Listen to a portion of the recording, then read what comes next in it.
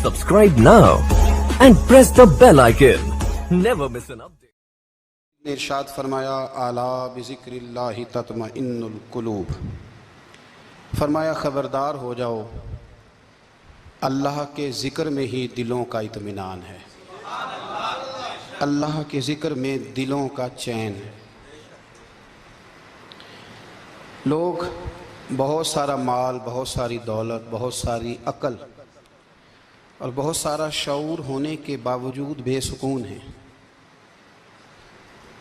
جس چیز نے زمانے کو تکلیف میں مبتلا کر دیا ہے اور جو چیز ڈھونڈنے سے نہیں ملتی وہ اطمینان ہے، وہ قرار ہے۔ لوگ بھیک مانگتے ہیں، منت کرتے ہیں، دہائی دیتے ہیں کہ کہیں سے سکون کی دولت مل جائے، لیکن وہ میسر نہیں آ رہی۔ بڑے بڑے لوگ ہیں، اور میں عرض کر چکا ہوں کہ مالدار بھی ہیں اور عقل مند بھی ہیں، باشعور ہیں، پڑھے لکھے ہیں، پر قلبی سکون، راحت، اطمینان، چین انہیں میسر نہیں آ رہا۔ راتیں جاگ کر گزر جاتی ہیں، دن آزمائش میں بیت جاتا ہے۔ وہ کبھی اس کے لیے ٹھنڈے علاقوں کا سفر کرتے ہیں، کبھی دوستوں کی مجلسوں میں جا کر کے بیٹھتے ہیں، کبھی گھر سے دور اکیلے میں تنہائی میں وقت گزارنے کی کوشش کرتے ہیں، لیکن دولت سکون ناپید ہوتی ہے، میسر نہیں آتی۔ عرش کا رب فرماتا ہے کیوں تو بھٹکتا پھرتا ہے، کیوں دائیں بائیں جاتا ہے، چپ کر کے مسجد آ جا اور لوگوں سے بچ کے تنہائی میں میرا ذکر کر۔ اللہ ملے گا کیا؟ فرمایا اعلیٰ بذکر اللہ تطمئن القلوب، میں تیرے بے چین دل کو چین عطا کر دوں گا۔ وہ تیرا تڑپتا اور پھڑکتا ہوا مزاج، اسے میں سکون کی دولت دوں گا۔ یہ تجھے کہیں اور نہیں ملے گا، یہ میری یاد میں ملے گا۔ یہ چین، قرار، سکون تجھے یہیں میسر آئے گا۔ اطمینان قلبی زندگی کا حسن ہے بھائی، دولت سکون اصل ہے۔ بڑے ٹھنڈے کمرے میں کچھ لوگوں کو نیند نہیں آتی، اور داتا صاحب رحمۃ اللہ علیہ آپ جائیں تو دونوں سڑکوں کے بیچ جو فٹ پاتھ ہے نا، اس پہ بھی کچھ لوگ سوئے ہوتے ہیں۔ ادھر سے بھی گاڑیاں گزرتی ہیں، ادھر سے بھی گاڑیاں گزرتی ہیں، لیکن بس نیند ہے نا، اللہ کا فضل ہے، اس نے دے دی ہے، آنے والوں کو آ گئی ہے۔ اطمینان قلبی۔ میرا معاشرہ بے سکون ہے، بے قرار ہے۔ مجھے کچھ لوگ کہتے ہیں جی میں آج کل بڑا بور ہو رہا ہوں، تو میں کہتا ہوں یار ہمیں تو ٹائم ہی نہیں ملا آج تک بور ہونے کا، نہیں وقت ہی نہیں اتنا میسر آیا، کون سا ٹائم نکالے جس میں بندہ بور ہو۔ وہ تو ہے کہ انسان کچھ فارغ ہو، کہیں اس کے پاس گنجائش ہو تو بور بھی ہو لے۔ کیسے بور ہو لیتے ہو؟ یہ کیا ہوتا ہے بور ہونا؟ زندگی میں اتنا وقت ہی کہاں ہے کہ انسان بور ہوتا پھرے اور یہ تصور بناتا پھرے کہ میں بڑی آزمائش میں ہوں تو میں بڑے بور ہو رہا ہوں، تو میں بڑی تکلیف میں ہوں۔ تو وقت بہت زیادہ ہے ہمارے پاس، لا یعنی کاموں میں ضائع بڑا ہوتا ہے، تو ہم بور ہوتے ہیں، پریشان ہوتے ہیں۔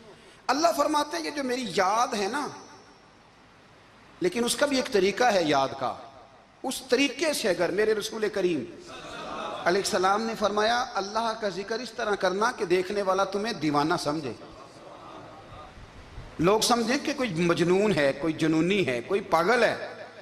یہاں اللہ تعالیٰ معاف کرے، آپ ذکر کی مجلس چھیڑیں، آپ نعت شریف کی مجلس چھیڑیں تو بہت سارے لوگ پروفیسر بن جاتے ہیں، وہ ساری نہیں ہلاتے، ان کی زبان ہی حرکت میں نہیں آتی۔ حالانکہ رب کریم کا ذکر اس طرح کرو کہ دیکھنے والا تمہیں دیوانہ سمجھے، کہیں اور کھونے کی ضرورت ہی نہیں۔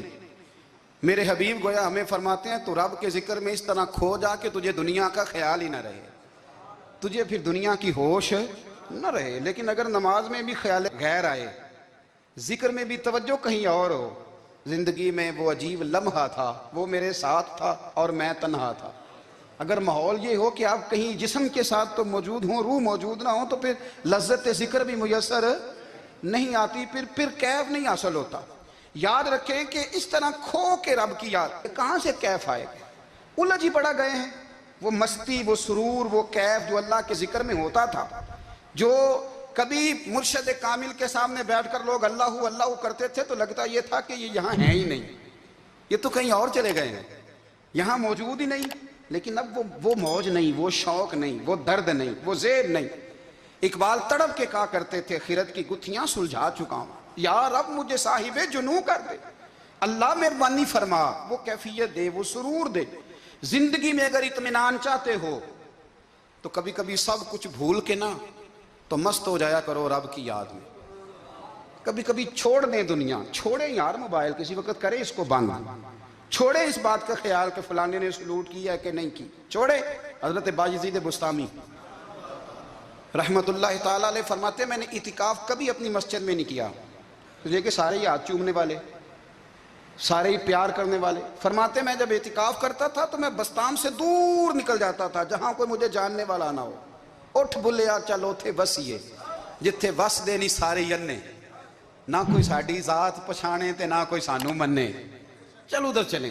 اٹھ بلیا چلو تھے وسیے جتھے وس دے نہیں سارے ہی انے، نہ کوئی ساڈی ذات پچھانے تے نہ کوئی سانو۔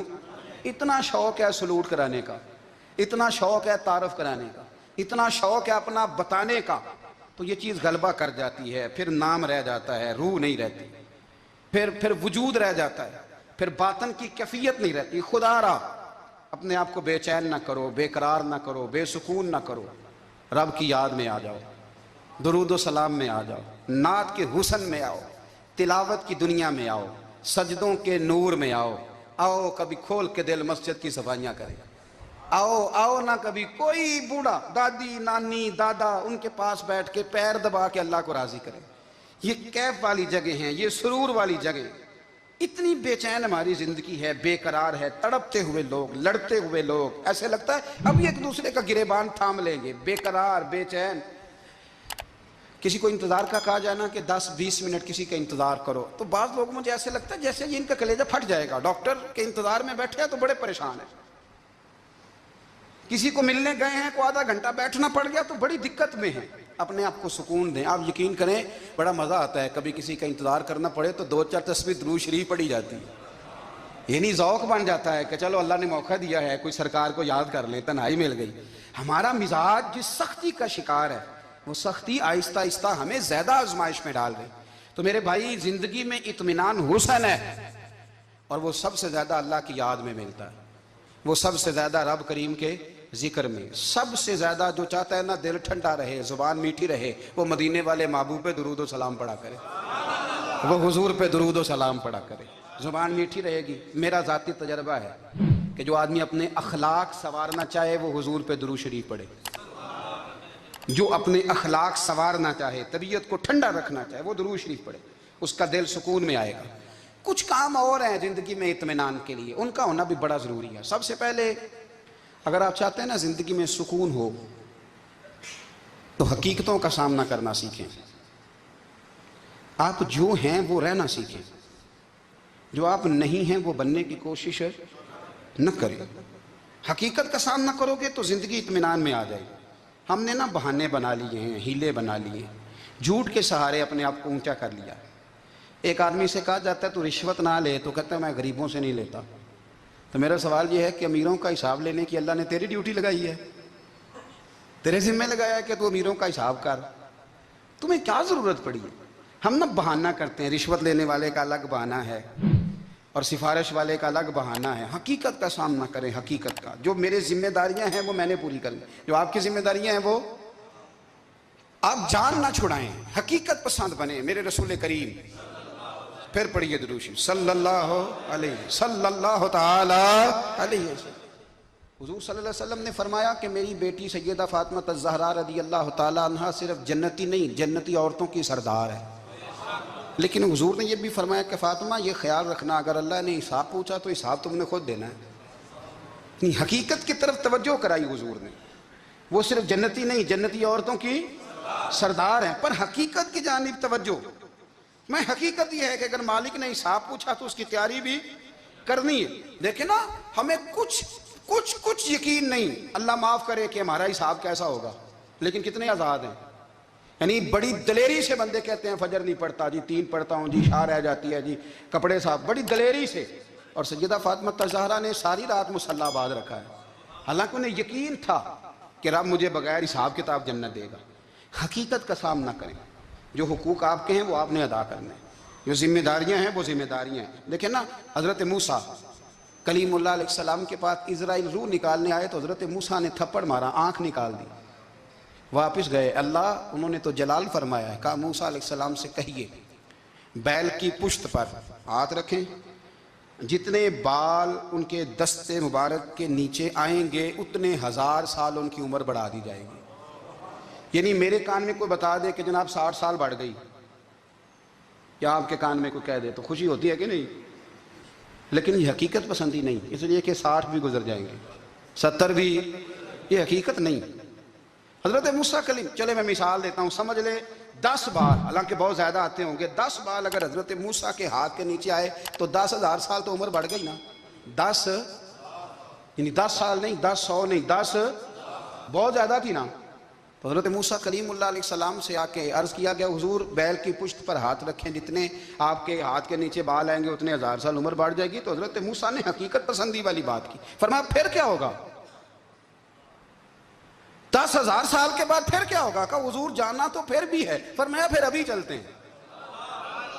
اگر جانا ہے نا، جانا ہے تو پھر، اگر جانا ہے تو پھر ابھی۔ اور سجنوں اگر نماز پڑھنی ہے تو ابھی کیوں نہیں؟ اگر داڑھی رکھنی ہے تو پھر رمضان کا انتظار کیوں کریں؟ ابھی کیوں نہیں؟ اگر سچ بولنا ہے تو پھر، اگر رزق حلال کھانا ہے تو پھر انتظار کاہے کا؟ حقیقت ہوتی ہے، بہانہ ہوتا ہے، حقیقت چھپ نہیں سکتی بناوٹ کے اصولوں سے، کیونکہ خوشبو آ نہیں سکتی کبھی کاغذ کے پھولوں سے، یہ بات یاد رکھیں۔ اگر جانا ہے تو حضرت کلیم فرمانے لگے پھر 10,000 سال کے بعد بھی جانا ہے تو آج بھی۔ ہمیں بے قراری زندگی میں اس لیے کہ ہم حقیقت پسند نہیں، ہم بہانوں میں، ہم ہواؤں میں جیتے ہیں، ہواؤں میں، خیالات میں زندگی گزارتے ہیں۔ بڑا ٹائم پڑا ہے، مثلاً کتنا میرے رسول کریم صلی اللہ تعالیٰ علیہ وآلہ وسلم نے ایک دن صحابہ سے فرمایا تمہیں حیا نہیں آتی؟ حضور کیا ہوا؟ فرمایا وہ والے مکان بناتے ہو جن میں تم رہ نہیں سکتے، وہ والا مال جمع کرتے ہو جو کھا نہیں سکتے، حیا نہیں آتی؟ عرض کی حضور حکم کریں تو محبوب فرمانے لگے جوتے کا ایک تسمہ بند کرتا ہوں تو سوچتا ہوں دوسرا بند کرنے سے پہلے موت آ جائے گی، ایک سانس اندر جاتی ہے تو دوسرا آنے سے پہلے میں یاد کرتا ہوں کہ مجھے دنیا سے جانا ہے۔ تمہیں حیا نہیں آتی؟ وہ مکان بناتے ہو جن میں رہ ہی نہیں سکتے، وہ مال جمع کرتے ہو جو کھا، حقیقت پسند نہیں بھائی ہم۔ بہت سارے لوگ ہیں بڑی باتیں سناتے ہیں، بڑی، میں کہتا ہوں اصل میں نا زیادہ باتیں سنا کے نا بیچارہ اپنے آپ کو مطمئن کرنا چاہتا ہے، اصل بات یہ ہے کہ اندر سے نا ہلا ہوا ہے، کچھ بھی نہیں، بڑا زیادہ ہنستا ہے اور مجھے لگتا ہے کہ کوئی گہرا زخم چھپا رہا ہے۔ اس لیے ملمہ سازی، حقیقت پسند بنو، حقیقت پسند۔ یاد رکھنا من ترک صلاۃ متعمدا فقد کفر، میرے رسول نے حقیقت بیان کی، فرمایا جس نے ایک نماز بھی جان بوجھ کے چھوڑی اس نے رب کے رب ہونے کا انکار کیا، اس نے کفران نعمت کیا۔ یہ حقیقت ہے، کوئی کلیریفیکیشن نہیں، کوئی وضاحت نہیں۔ جو نماز نہیں پڑھتا جھوٹ بولتا ہے، غلط بیانی کرتا ہے۔ جو شخص رزق حرام کما کے کہتا ہے کہ اس کے بغیر گزارا نہیں چلتا، وہ جھوٹ بولتا ہے، اس لیے کہ رب فرماتا ہے جب تجھے پیدا کیا تو تیرا رزق میرے ذمہ ہے۔ اللہ فرماتا ہے کہ لا یکلف اللہ نفسا الا وسعہا، میں کسی پر وہ بوجھ نہیں ڈالتا جو اٹھا نہ سکے۔ نماز فرض کیا اس کا مطلب ہے ہم پڑھنے کے قابل ہیں، اس نے ہمارے ذمہ داریاں لگائی ہیں تو مطلب یہ ہے کہ ہم ذمہ داریاں ادا کرنے کے قابل ہیں، ورنہ وہ کہتا ہے میں وہ بوجھ ڈالتا ہی نہیں جو تجھ سے اٹھایا نہ جائے۔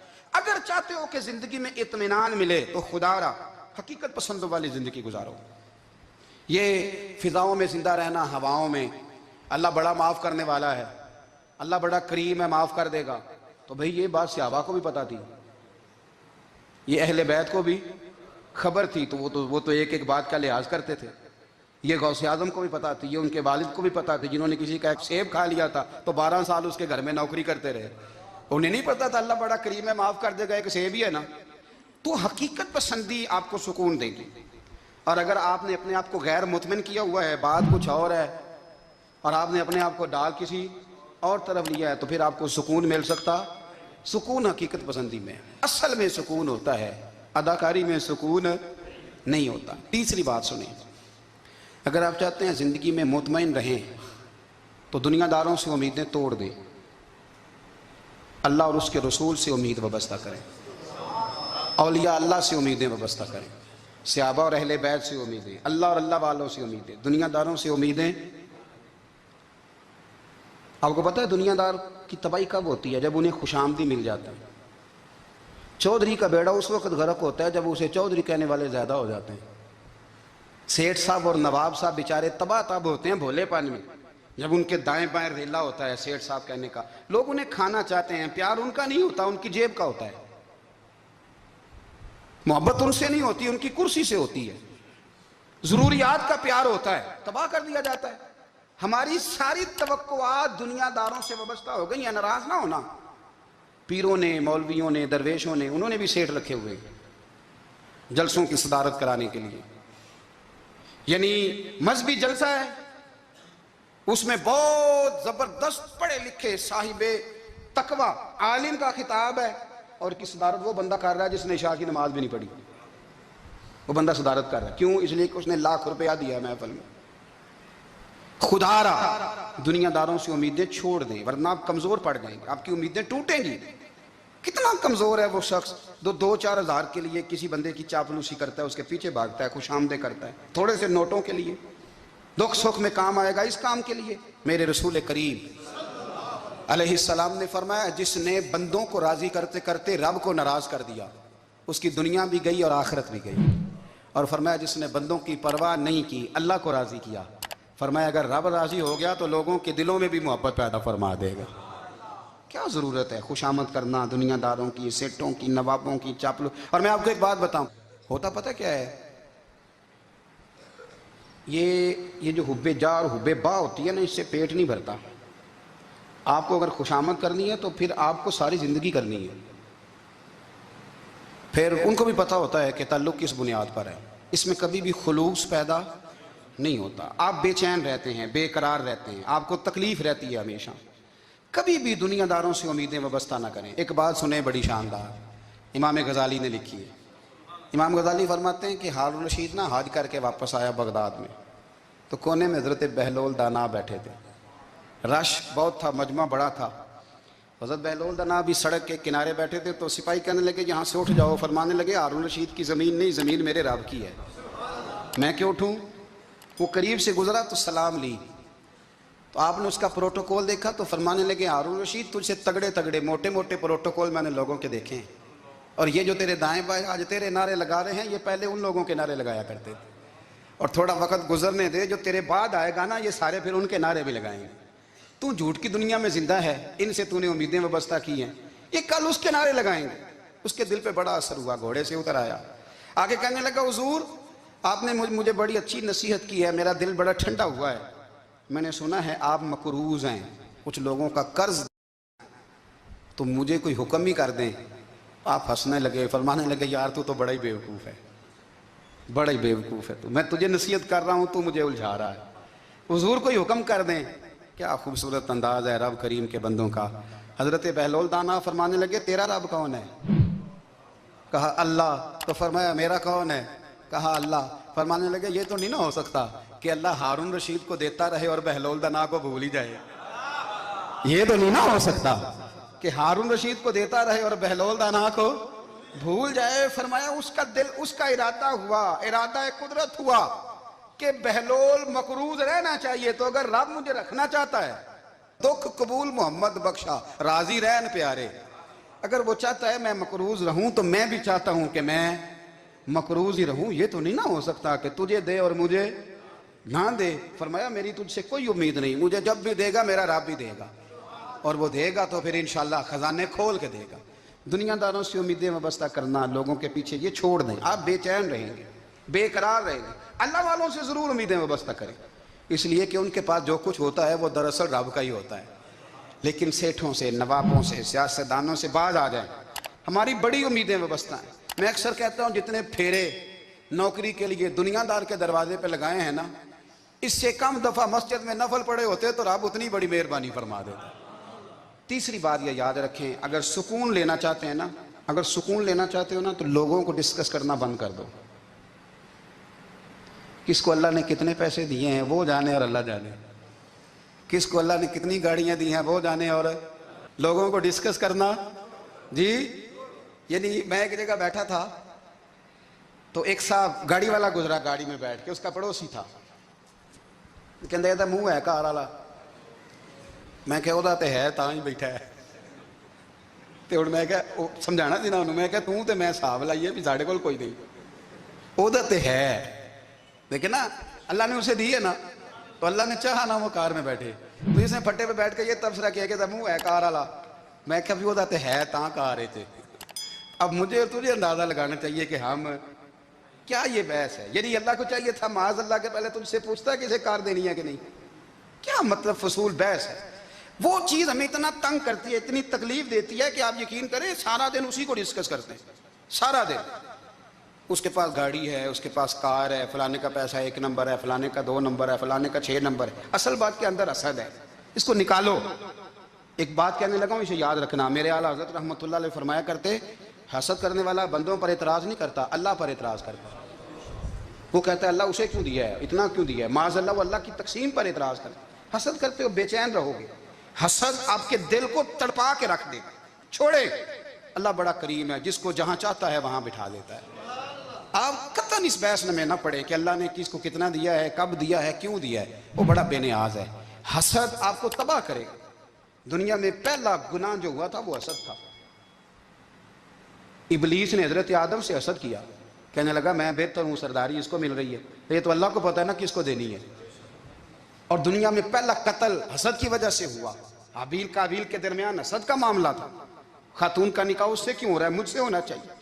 حسد تباہی کرتا. اب یقین کریں, یعنی دکاندار کے سامنے دوسری دکان پڑتی ہے اور پریشان ہو جاتا ہے. وہ کہتا ہے میرا کیا بنے گا, لا حول ولا قوت الا باللہ العلی العظیم. یعنی تیرا کیا خیال ہے کہ تیرے حصے کی روٹی وہ کھا جائے گا. اتنا چھوٹا دل.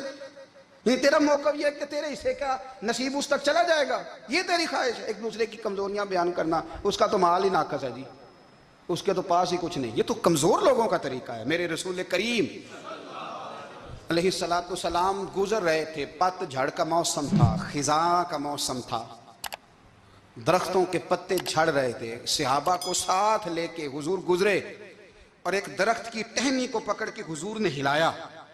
صحابہ فرماتے ہیں کہ چھم چھم اس کے پتے گرے, زمین پر ڈھیر لگ گیا. حضور نے فرمایا دیکھا تم نے کیا ہوا. حضور ہاں. فرمایا کتنی تیزی سے پتے جھڑے ہیں, صرف تنا رہ گیا ہے اور خالی ٹہنیاں رہ گئی ہیں, کوئی حسن بچا ہے. حضور نہیں. نبی کریم فرمانے لگے جو حسد کرتا ہے نا اس کی نیکیاں بھی اسی طرح جھڑ جاتی ہیں, اسی طرح. اور ایک جگہ حضور فرمانے لگے جس طرح راکھ لکڑی کو آگ کھا جاتی ہے, جس طرح لکڑی کو آگ, جب آگ کھا جائے تو پھر لکڑی کو لکڑی نہیں کہا جاتا, راکھ کہا جاتا ہے, کوئلہ کہا جاتا ہے. اس کی اصل باقی یعنی اسے کھائی جاتی ہے. تو حضور علیہ الصلوۃ والسلام فرمانے لگے جس طرح آگ لکڑی کو کھا جاتی ہے, فرمایا اسی طرح حسد نیکیوں کو کھا جاتا ہے. نیکیاں رہتی نہیں. حسد کرنے والے کے پاس نیکیاں یعنی ان کی اصل شکل موجود, کبھی بھی حسد نہیں کریں. اللہ کی تقسیم ہے, جس کو چاہے جب چاہے جتنا چاہے عطا کرے. اور چوتھی بات میرے بھائی, کبھی بھی بغض نہ پیدا کریں. بغض والے لوگ بے سکون رہتے ہیں. بہت ساری کمزوریاں ہمارے اندر ہوتی ہیں نا, پھر اللہ ہماری روزی تو نہیں نا بند فرماتا. یہ تو نہیں کہتا کہ زمین سے نکل جاؤ. اگر یہی والا معاملہ ہو جو ہمارا ہے کہ فو شادی پہ اس نے میرے ساتھ برا سلوک کیا تب ساری زندگی بغض رکھنا ہے. اگر یہی معاملہ فرشتے اللہ کی بارگاہ میں کہیں کہ یا اللہ اس نے فلانے دن شراب پی تھی, اب اس کو زمین میں نہیں رہنے دینا, نظام زندگی چلے گا. تو اگر اللہ ہمیں معاف کرتا ہے تو ہم بندوں کو معاف کیوں نہیں کرتے. اب یقین کریں اتنی لمبی عداوتیں, اتنا لمبا حسد, اتنا لمبا بغض, اتنا لمبا. حدیث میں نے پڑھی, میں حیران رہ گیا. میرے نبی کریم علیہ الصلوۃ والسلام نے فرمایا اپنی بیوی سے کبھی بغض نہ رکھنا. اگر اس کی ایک بات ناپسند ہو تو اسے چھوڑ کے وہ بات دیکھو جو تمہیں پسند ہے. میں اس حدیث کو پڑھ کے سوچنے لگا کہ کیا بیوی کا بھی بغض رکھتے ہیں لوگ. اب حضور نے کہا ہے تو اس کا مطلب ہے لوگ بیوی کا بغض بھی رکھتے ہیں. اب اس پر استدلال کر کے مجھے کہنا پڑے گا کہ سسرال والوں کا بغض بھی رکھتے ہیں. کہنا پڑے گا کہ بھائی کے سسرال والوں سے بھی بغض رکھتے ہیں. اس حدیث کی روشنی میں سمجھا کہ لوگ بھابھی کا بغض رکھتے ہیں. بغض ورنہ عادتیں تو ہماری بھی کئی بری ہوتی ہیں. اگر عادات ایک وجہ بنے اختلاف کی تو عادتیں تو ہماری بھی کئی بری ہیں, لیکن ہم اپنی بری عادتوں سمیت اپنے آپ سے پیار کرتے ہیں. اور سامنے والے کی ایک بھی عادت بری ہو تو اس سے بغض رکھتے ہیں، بغض نہ پیدا کریں۔ میرے نبی پاک علیہ الصلوۃ والسلام نے فرمایا کچھ چیزیں تمہارے دین کو مونڈ ڈالیں گی، تباہ کر دیں گی، کاٹ دیں گی۔ حضور کون سی؟ فرمایا حسد، تکبر اور بغض، یہ تمہارے دین کو تباہ کر دیں۔ ہم بے چین اس لیے ہیں کہ ہم نے بہت سارے لوگوں کا بغض پالا ہوا ہے، اور ہر فیلڈ میں سیاستدان نے سیاستدان کا، ذاتیات پر اتر کے بات کرتے ہیں، معزز ترین لوگ، تاجر نے تاجر کا، الا ماشاءاللہ بعض جگہ پہ اہل علم بھی ایک دوسرے سے عداوت رکھتے ہیں۔ خدا را دل رب کریم کے آنے کا ٹھکانہ ہے، یہ صاف ہوگا تو اس میں رب رسول کے جلوے ہوں گے، اور اگر اس میں عداوت ہو، اس میں بغض ہو، اس میں کینہ ہو، نفاق ہو، سنیں میرے رسول کریم حضرت ابو بکر صدیق رضی اللہ تعالیٰ عنہ کہتے ہیں میں رو ہی پڑا۔ مکہ فتح ہوا نا تو اکرمہ بن ابو جہل نے پیغام بھیجا کہ میں نا کلمہ پڑھنے کے لیے آ رہا ہوں۔ بات لمبی ہے، میں موضوع پہ رہنا چاہتا ہوں۔ کہتے ہیں جب وہ آنے لگا نا تو نبی پاک نے ہم سب کو بلایا، ہم حاضر خدمت ہوئے تو حضور فرمانے لگے کہ اس کے باپ نے نا بڑا ظلم کیا ہے ہمارے ساتھ، ابو جہل نے بڑا ستایا ہے، بڑی تکلیف دی ہے۔ آپ مجھے بتلائیں کہ وہ ایک دفعہ کسی شادی پہ بحث ہوتی ہے بیوی کے بھائی کے ساتھ، پھر ساری زندگی اس بیچارے کو معافی، وہ 10 دفعہ گھر آتا ہے معافی مانگنے پر سوال ہی نہیں پیدا ہوتا، میں او ہو مجھے ہی کہہ دیا، یعنی پھر میں مجھے ہی کہہ دیا آپ نے، اور میری شان میں بے ادبی، اور پھر میں معاف کر دوں؟ توبہ توبہ توبہ، یہ کیسے ہو سکتا ہے؟ میری ناک نیچی ہو جائے گی، اور آپ نے مجھے کہہ دیا، سوال ہی نہیں پیدا ہوتا۔ اور یہ رونا میں اکثر ہوتا ہوں کہ شادی والے دن داماد صاحب کا زیادہ دماغ خراب ہوتا ہے۔ جب چھوٹی سالی کی شادی ہوتی ہے نا اس دن اس کو بخار چڑھتا ہے، اس کو کان میں کہتا ہے تیری عزت نہیں کر دے، اس دن اس کا دماغ خراب ہو جاتا ہے، بچے اٹھا کر نکل آتا ہے، وہ بیچارہ سسر منتیں کر رہا ہوتا ہے کہ تیری مہربانی آ جا، یہ عزت کرا رہا ہے۔ تو میں نے کہا احتجاج کر کے جو عزت کرائی جاتی ہے وہ عزت نہیں ہوتی۔ ہاں یہاں مانگ کے عزت لیتے ہیں لوگ، یا احتجاج کی کوئی عزت ہے؟ آپ کے اندر کمالات اتنے ہوں کہ آپ کی عزت کرنے کو دل چاہے، یعنی مزہ آئے، یعنی لطف آئے، یعنی آپ دور بیٹھے ہوں تو کسی کا دل کرے آپ کو اسٹیج پہ بلانے کے لیے۔ یہ کیا بات ہوئی کہ چھائے جانا اور بہا کے آگے جانا؟ ان سے نکلیں۔ اکرمہ بن ابو جہل کلمہ پڑھنے کے ارادے سے آ رہے ہیں، حضور علیہ السلام نے صحابہ کو بلایا، کتنی زیادہ دعوت رکھی جا سکتی تھی معاذ اللہ؟ کب سے وہ چلا تھا ظلم کرنے، اور اس کے بعد اس کا بیٹا شروع ہو گیا، کتنی باتیں تھیں جو ناقابل معافی تھیں، پر کریم رسول نے ہمیں بتلایا ہے کہ سکون والی زندگی کہتے کس کو ہے۔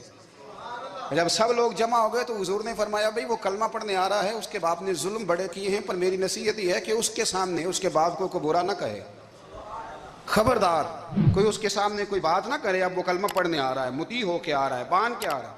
کہتے ہیں اللہ کے رسول نے نا کافی دیر تک خطبہ دیا، بریفنگ دی، بات سمجھائی۔ جناب صدیق اکبر کہتے ہیں میں رو پڑا۔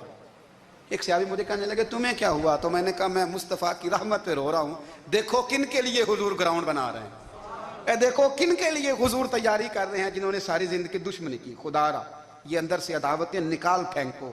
او بھائی اتنا تو لمبا ٹائم ہی کوئی نہیں، اتنا تو وقت ہی کوئی نہیں، اس کو صاف رکھو۔ بندہ کوئی کر بھی گیا تو کوئی حرج نہیں، چنگی مندی سجنا کھولو 100 باری ہو جاندی، یار یاراں دا گلا نہیں کر دے، اصل پریت یار یاراں دا جڑا گلا کردا تے یار نہیں جیوندا۔ ہاں پکی بات، پکی پیڑی۔